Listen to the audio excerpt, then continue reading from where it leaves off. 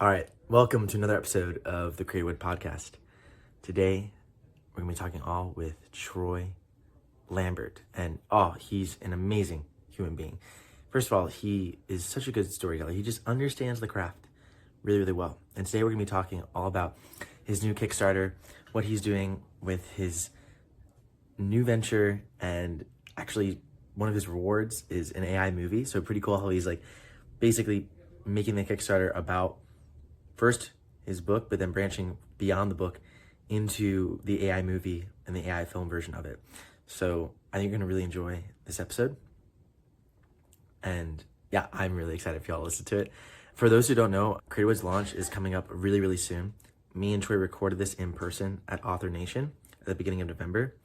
And we've been prepping December 1st for our open public beta launch where we share the platform with everyone. So we're very excited to hopefully have you involved. You can join the waitlist in the link in the description if you're not already a part of it. And with all that said, we're going to dive into this episode of the Creatorwood podcast. Troy, this is my first podcast in person since Maggie Beeler in February. Actually, no, Dave Vergutz. He was the last person I did in person. Oh, wow. In his warehouse. So you're in good company. I'm in good company. That is but with other people who yeah, Maggie, Yes. So excited. The cocktail powder gal. They just launched. Oh. And you also have your own Kickstarter. Yes, we have our own Kickstarter that's launching Friday morning. Which will be pretty much the couple days before this releases. This will release next week. So it'll be live when you're It'll be live by the time you see this. Yeah.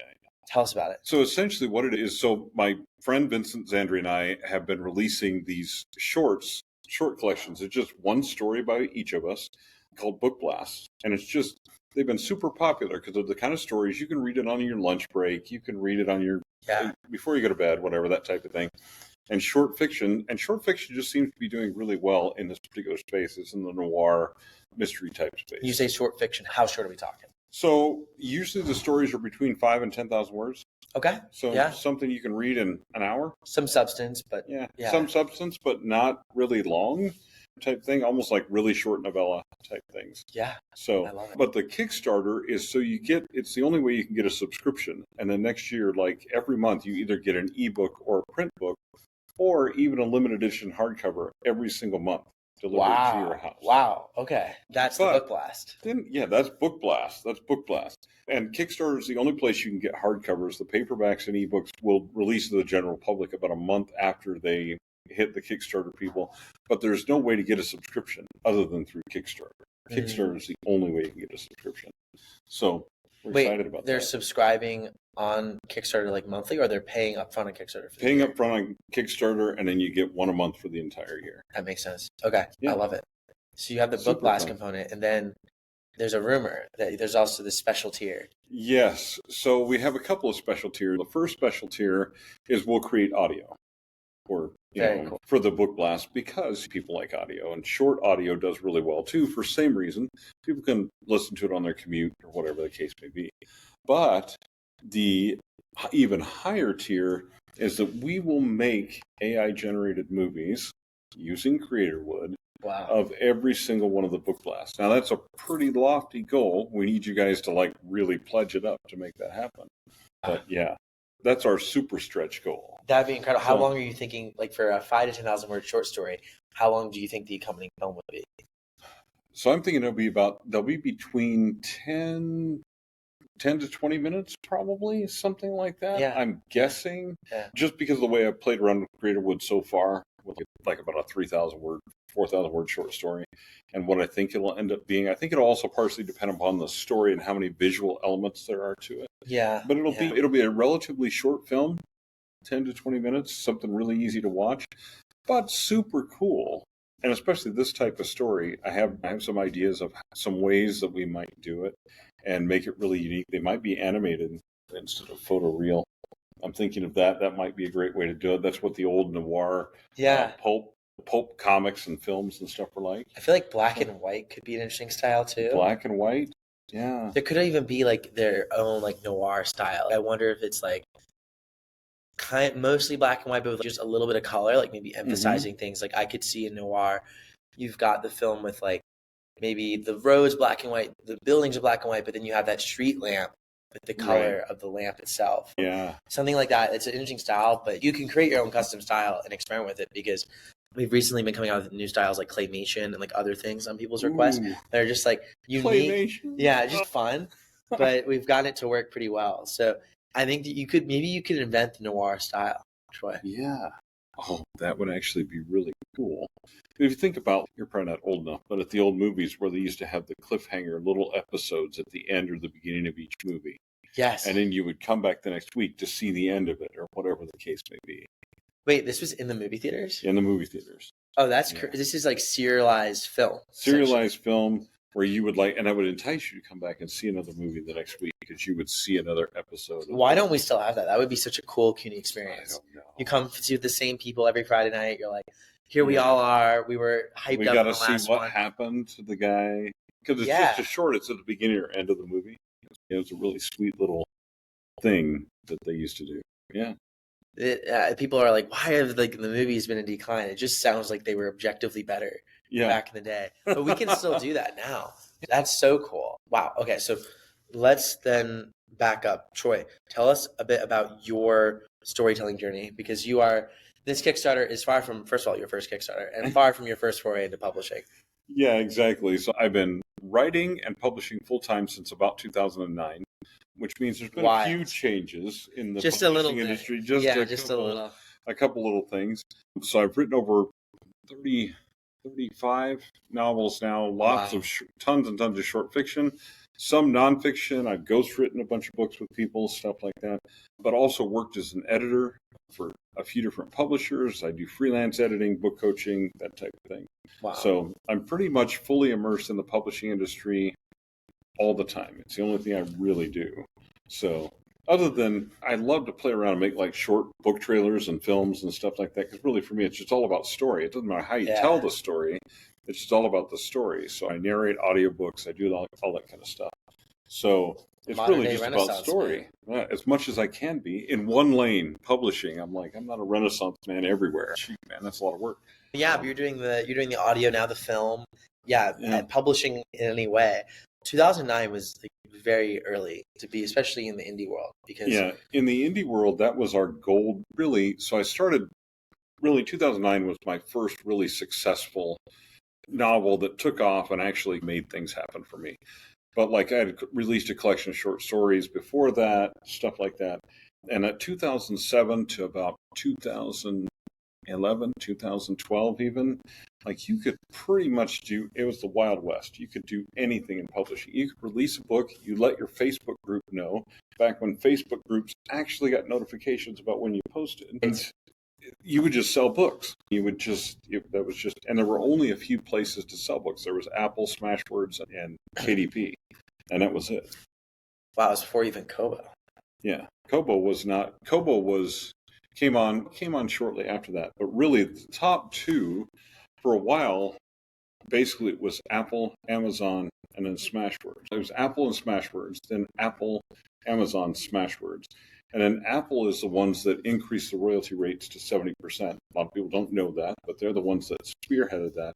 And then Amazon said, oh, we'll give you 70% too. And then because they created the Kindle, this device called the Kindle, then people took off and started buying books from Amazon. They became the big gorilla in the room. But really, Apple was ahead of them for a brief period of time. Wow. So yeah, that crazy thing about now, looking back 15 plus years later, to see that Apple is definitely nowhere near close to as dominant as Amazon. No, not even close. Not even close. They might be in the top three, but it's probably more like Amazon, Kobo, Nook, Apple, somewhere down there like that. And they keep gradually falling. And they keep saying Google Play Books, oh, we're going to do something with it. Yeah. And you talk to the company reps, they're like, oh, yeah, we're going to do something. We're going to make this great. And they never do. It never changes from year to year. So it's pretty much the same. Okay, there's definitely some things that have changed. Kickstarter is something that I definitely know you weren't running back in 2009. Oh, no. We didn't think about any kind of crowdfunding back then. There was no crowdfunding for books. Yeah, really, no. Publishing books outside of a traditional publisher or even a small press was brand new. And then all kinds of small presses started popping up because they realized they could do the same things. Like they could publish on KDP for authors, and they could do print on demand, and they could do that. So a lot of small presses popped up too at the same time. So there was like this complete revolution from the big five publishers that was the holy grail that you had to make it through those gates to get your books anywhere in the world, to anybody in the world can get their books out there. But there are steps you have to take. And so small publishers said, hey, we'll take those steps for you, that type of thing. So it inspired that too. But then when Kickstarter came along initially, it was always for some gadget. Sure. Like, and we didn't think about it for books. But especially the last several years, it's really turned into, there's a niche of people on Kickstarter looking for books. So doing Kickstarters for books is actually just a brilliant way to raise some revenue immediately. Oh, for sure. And now people are doing this too. People have already done this for films. I was just at a talk today. We're both at Author Nation right now. And I was at a talk with Jennifer Yanis, who had, with her husband, Jonathan, raised over $70K for their short film, Forsaken Mercenary. This was produced using traditional means and was a short film, but very cool. Novi Callum, they recently raised just over $5,000, I think close to $7,000 to do an AI film made through crowdfunding.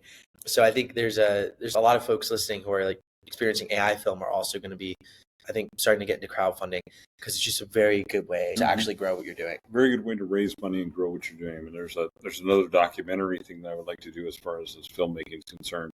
And it really the same way is we're going to have to raise money through crowdfunding and other non-traditional means because otherwise we can't do this. But the fact that we have these options, like for me, the fact that we could even take these pieces of short fiction and turn them into film at all, AI, normal, anything, is actually just a miracle. Like that has not been happening in the past. So to create AI films with these is actually really our stretch goal for that is $10,000, and that would give us enough money to do that, to do all of it because they're short fiction. And $10,000 to create a bunch of short fiction films like that is nothing compared to what it would have cost us 5 years ago to do it with a crew. We would have been talking a couple $100,000 at least. Yeah, it's pretty remarkable. And it's similar to what happened with indie publishing when it was like before the birth of being able to distribute your books online. You were going to have to get a huge print run and get into the bookstores. And all of a sudden that expense was going to be six figures. You got to have a warehouse. You got to have all that kind of stuff. And now you can do those print runs and do fulfilled by Amazon, and you're not even No, you don't touch it at all. POD, done. So there's all kinds of opportunities there as well. That I think that it's just things we did not have the opportunity to do back then that are just amazing to me.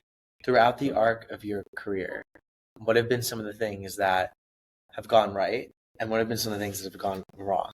Oh, man. So most of the things that have gone right is just basically continuing to write and produce. Even rapid release, that kind of strategy, it worked for a few people some of the time, but it didn't really work long-term for most people. They burned out. Yeah, but you do burn out. Yeah. Producing, but steady release has always been the watchword. Like you're going to continually create new stuff and release new stuff. Because if you're not, people's attention span, they forget who you are. The other thing that's changed in that is that people used to remember authors' names a lot more. And the reason is you looked at the book every time you opened it on the cover. Now you're reading on your Kindle and you say, what book are you reading? And I have to look it up because I don't remember the title or author's name. I'm just immersed in the book because every time I open my Kindle, their name doesn't appear. The cover doesn't appear. So I don't see that every time I open that book.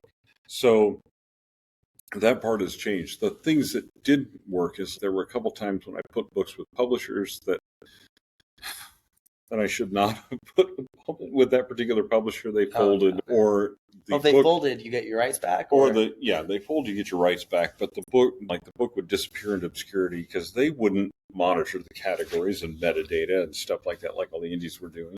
So it would just, if they're not marketing it and you can't really get to it to fix those things about marketing, it just disappears. And you're like, oh, that's great. Nobody's ever going to see that again. Wow. And so those type of things did not work. And then I had I did some nonfiction publishing for a little while, and that was a mistake. There was an agent that wanted me to work with that. And it was he was the agent was bringing the wrong people to the press, and it was not working. Oh, no. Yeah. It's a long story. B-level celebrities that really didn't have any money that are trying to reignite whatever career they once had by doing a book. And so they don't know anything about it. And when you tell them we had one author that we set up signings for him and stuff, and he didn't show up. Whoa, that's a big problem. Didn't show up, and so like I would scheduled a couple of podcast appearances for him. He didn't show up, so I showed up as the publisher, talking on the podcast about his book. That's wild. Who wants to listen to me talk about somebody else's book? Now it was fun. Yeah, that's actually hilarious. You showed up. Good for you. It was fun because it was a book about a soccer team in England, which is one of my favorite soccer teams, football teams. Oh, okay. So I was on their podcast, and I could speak about the team and how I felt about the fandom and stuff like that. But related to the book, it's like, I didn't write that book, but hey, and tons of the podcasters thought I was the author. And so I'd have to clarify, I'm the publisher. The author couldn't be bothered to actually show up on your podcast. So sorry. It was terrible. Wow. So it seems like the things that you've done right have boiled down to consistently writing, consistently creating stories. And the things that have gone wrong have been when you work with the wrong people. That's exactly sums it up. There's a couple other stories that involve that same thing, but that's it. Is you're essentially working with the wrong people, partnering with the wrong people. And when you do that, because what happens is if you're partnering with the wrong people, there's always an unequal type. Oh, yeah, they're taking more than they're giving. They're taking more than they're giving. And so now I actually have a new publishing partner that I'm working with.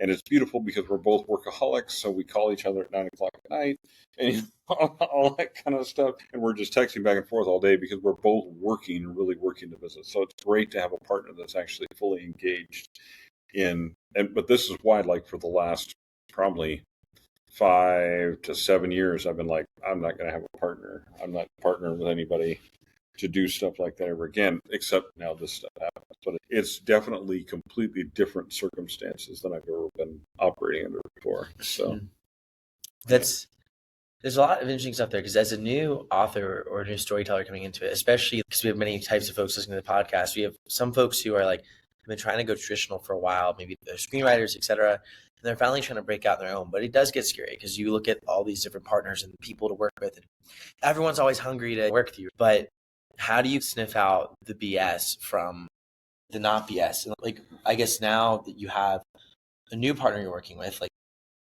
what made you jump this time around when you'd already gotten burned in the past? So it was that we had already been working together, just not formally.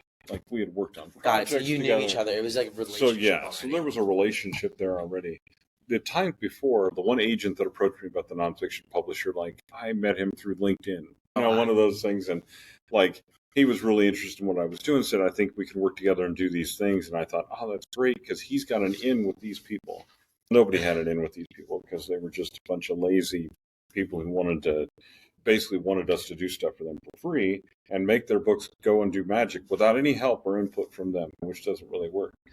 And then I did a project with a co-writer once, and it just turned out that he had written a number of books, but he did not have the writing chops for this series. And I'm like, I can't continue to write this series with you because you can't produce the kind of books that we need to produce, the quality of books we need to produce to make fans happy.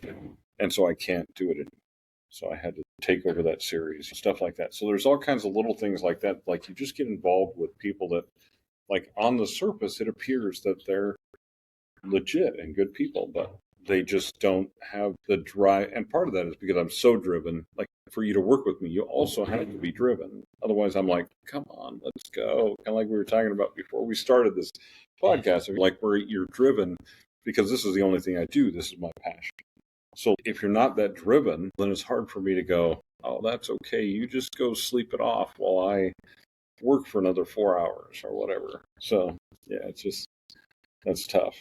But what's kept the passion alive for so long? Because I talk to so many authors who they're 5 years in and this job that they thought was their dream and this life that they dreamed of ends up not feeling so much like a dream when it's their reality. Yeah. So how have you manage to keep that passion alive? Because I know it's not easy. So sometimes it has come close to dying. Like, it's been hard. There have been times when I went through burnout. Close to dying. As far as the passion. Oh, I understand. Oh, sorry. I'm thinking like Troy is almost dying. No. I'm like, this is crazy. But like where I'm like, I'm just going to get a regular job and have a paycheck and shit. You felt benefits. Yeah. Because you get burned out if you do too much. It's just too hard to do. And it's kind of, so we had a speaker at the beginning of this that talked about the creativity cube and like limiting your possibilities intentionally so that your creativity can thrive. And there have been times when you're just like, oh, I want to do this, I want to do this, I want to do this. I'm doing 6 different things and I'm not doing any of them well. I'm not concentrating on any of them, doing any of them well. And so then I get that burnout where I'm like, oh, I just want some rest. But primarily what's keeping me driving is I just love story. 2 years ago, I took 2 master's level story structure classes at the same time. Don't do that, by the way. At the same time. And so were there conflicting messages in the classes? No, actually, because it was 2 different aspects of story structure. So it was fine, but it was just a lot to do at one time. That's my passion for story was I'm like, I started taking this one class. They talked about semiotics and symbolism and stuff. I'm like, ooh, that sounds like an interesting class. I might as well take that too. And thinking, I got time. It's no problem. Which it's a problem, actually. Don't take those kind of classes at the same time. But it worked out great. But that's my passion for story means I'm going to chase that forever. So like whenever I get to that like burnout point, I'm just like remind myself of the why I started this in the first place. Because I love story. I've loved story since I was a kid. This is what I wanted to do my whole life, and here I am doing it. So I can't really complain about it because I put myself in this position. But I love story. So I keep coming back to that. Like I love story and I love helping other people tell their stories. So when you edit something and somebody goes, oh, that's just amazing. I can't believe how you helped me my story to come alive. Then I'm like, okay, that's worth it. That makes every moment worth it. So you just have to keep reigniting your passion, but just reminding yourself of why you're doing this in the first place. Like, why did you start writing in the first place, and stick to that? That why is really important. Oof. Yeah. And the why for you is? It's story. It's just a love of story. Yeah. Like, I want to tell my stories. I want to help other people tell their stories. And that's really all it comes down to. Found that you, throughout the last 10 years, have stuck to a specific kind of story, or have you hopped genres? What's been your... So I hopped genres when I was younger, but as I matured, I learned that I kept coming back to the same genre. And sometimes I'd write sci-fi, and it would be a mystery thriller set in space. Okay. And then I wrote a dragon story, and it was a suspense thriller story with dragons.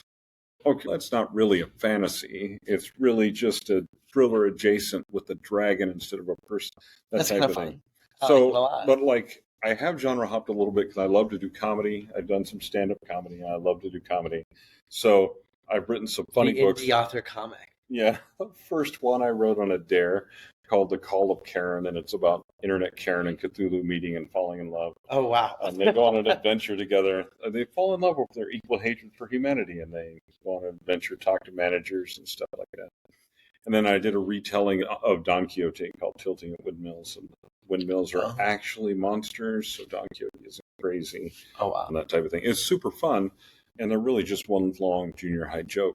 But I just wrote them because they were fun and I wanted to do it. So I have more catalog and stuff like that. I do have the freedom to like play around sometimes and just write something funny one-off because I want to, and then just toss it out there in the world. And most of the time people like it well enough that I sell some copies of it. There's this Alfred Hitchcock quote that it's 3 things you need to make a great film. Script. Those are the 3 things you need to make a great film. In his eyes, if you only had 3 things. It's obvious the story is like everything, but your process for making story is really important. I'm curious, like, how has that evolved? And I know that like you're using Creatorwood, you're using now AI filmmaking tools. Has AI affected or shaped your storytelling process in any way? In some ways. So I see AI as like a tool and almost like a partner, because AI on its own in my mind, doesn't create great stories because they don't have the feeling that you need from the humanity element of it, and those little nuances and stuff that we put into stories that are really a part of who we are. So if you're 100% writing stories with AI, to me, that creates a non-feeling story. But you can create stories with AI and insert that humanity in the rewriting process. Maybe, if you're that type of, depending on if you're that type of person. But for me, it's more of, okay, I'm stuck here. What's some possible ideas that could happen next? Or give me a name, a list of 10 names for a character in this type of novel. And then I have a list of names I can pick from, or different things like that. The naming is important. I spent so much of my time trying to figure out unique names. It's tough when you're on like the third James in your last 3 series, and you're like, oh my god. Oh yeah, I had one series where there were like 3 Pauls. I'm like, okay, there's enough Pauls in this series. We don't need any more Pauls or Marys in this series. That's enough. But it's the other thing that AI has shaped my process is in developing series Bibles. So you develop your own LLM with your material from your series, and you can query that. So when you're in the revision process, you can say, did these 2 people actually meet in the book? I don't remember exactly. And AI will scan the book and tell you. So how are you doing that? Are you like using Notebook LM? Notebook. Oh, okay. Yeah, Notebook LM is probably the simplest right now. Notebook LM and Airtable. So because Airtable, I use that to develop marketing materials as well. So you have all the information from your series, so it can help you in the writing process, but it can also help you in the marketing process, developing social media posts, email blasts, things like that, because you have all the information about your different books in one place. So you can query on that and then have AI help create you email drafts, social media drafts, images. So Airtable works like a spreadsheet that works with AI? Because I can integrate it with other automation tools that bring that information into AI. Although Airtable does have its own AI built in, but sorry, Airtable, it's not great. I generally bring it out into either chat or Claude or something like that to do something with. That brings me to then, how has your marketing evolved over time? Because you mentioned, I want to double click on this. You mentioned that between the years of 2007, 2012, it was like you just post a story and it gets sales, which is the gold rush. But you mentioned that your first collection of short stories wasn't really your breakout. It was that first book. Yeah. Why? So part of it was there was this weird thing. There were no rules in the indie world, right? But there still are no rules. There were recommended playbook, and everybody said you should release a collection of short stories and showcase your writing, and then release your novel. There are a ton of us authors that release these collections of short stories all at the same time. That's so awesome. So great. Yay. So it sold some copies, but it didn't sell a lot because it was in a relatively crowded field. At the time, yeah, sure. At the time, because the indie book world was small and everybody was following this exact same formula because everybody told that's what you're supposed to do. And so we're like, okay, that's what we're supposed to do. And so we did it. Whoa. Yeah. So it was wild. But yeah, I didn't realize that at all. And then the first book, I think it was just a matter of the timing was good. The subject was good at the time, whatever the case may be. So that one took off. And then I thought, oh man, I've made it. Everybody loves Troy Lambert books. They're just waiting for book 2. So I dropped book 2 without doing nearly the marketing that I did to prep for book 1, not nearly the launch planner marketing and things. Sure. And then I relaunched book 2 later with marketing so that I actually could sell some of it. Because it turned out the world was not waiting for book 2 from Troy Lambert. They weren't doing that. That wasn't the You way also things didn't were have a way to happening. contact your readers. No, we did not have. Right. That was the other thing is with every platform that we had at that time, there was no way to sell direct to your readers, to contact your readers, and nobody was building email lists. Building email lists started probably mid 2010s, early 2010s, where anybody even started thinking about collecting any kind of an email address list. Because we came from, a lot of us grew up in the era where the email list for the country fit in a phone book, Wow. And nobody had an email address. And so when we started to move into this time when everybody had an email address, you're not giving your email address to anybody. And there weren't any rules like GDPR or anything either. So if you've got somebody's email address, you just emailed as many people as you wanted, as much as you wanted out of your AOL account or whatever. Wow. It was completely different. And then as privacy rules started to come in, we had to go, okay, we probably need to do this a more efficient and better way than just copying, pasting a bunch of email addresses into my address and that's where you had like Mailchimp into my in the early BCC days was and very popular. Yeah, There's all been that kind of many stuff. more software evolved since then. That is what a history. It makes me think now that we're moving into this new world of film. I'm curious, one, like, how do you think about it? Like, you're doing this it's really experiment to see if you can fund these AI short films through your Kickstarter. But how do you view this new world of AI film, and what do you see happening with the future of storytelling? Where are we going with all this? Man, so a part of it is, one of the analogies we often use is that it follows the way of the music industry. We're about 5 years behind the music industry. And I think now film is probably about 7 or 8 years behind the music industry in some ways, in that. So you're saying they're even behind books to a certain extent? It's a little bit behind books, because the accessibility of making AI films, especially at length, is just now emerging. Making short AI films and short AI trailers. Yeah, if you want to go viral on TikTok, sure. Has been around a little bit. You want to make a 30-second video and go viral, sweet, you can do that. But making a 90-minute film, that's an entirely different process. Not until recently, things are advancing really quick in this space. Have you even been able to conceptualize making something like that using AI? Otherwise, you were going to make it 4 seconds at a time and just keep building. It's going to be crazy.